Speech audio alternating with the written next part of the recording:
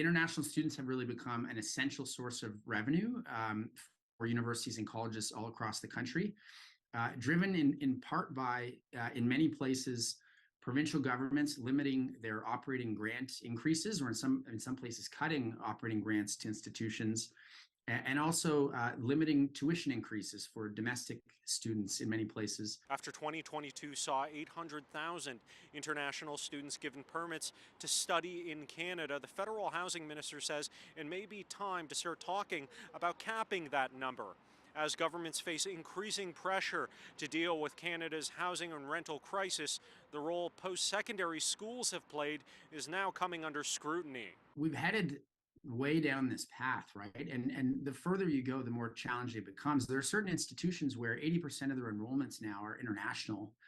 And so obviously in those circumstances, unwinding this will be very challenging. Cote says universities and colleges have largely reacted rationally to decreasing funding from government.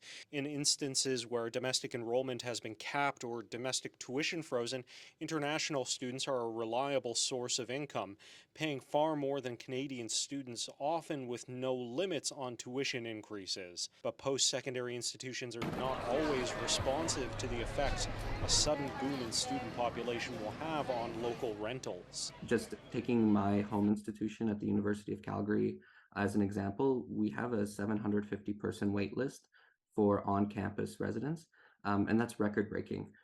We've never had a wait list that long, and last year's wait list was shorter than this year's, and last year's wait list also broke records.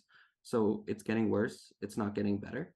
And that's why we're actually calling on the federal government to invest over $3 billion in student-oriented housing. The Canadian Alliance of Student Associations says the solution isn't capping international students, highlighting that around 1 in 5 internationals works in construction, often building more housing.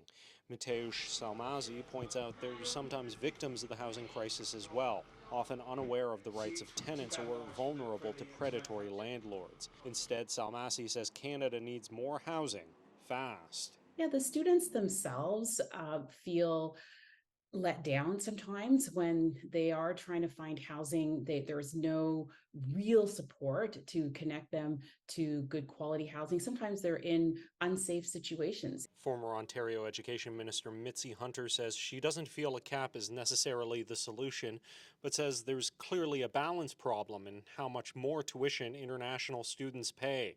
She adds that any solution will require getting colleges and universities on board. There's no point in making decisions in silos that affect the educational system without actually having them there to participate in that decision making and to participate in how decisions will affect them. In Ottawa, Xiaoli Li, City News.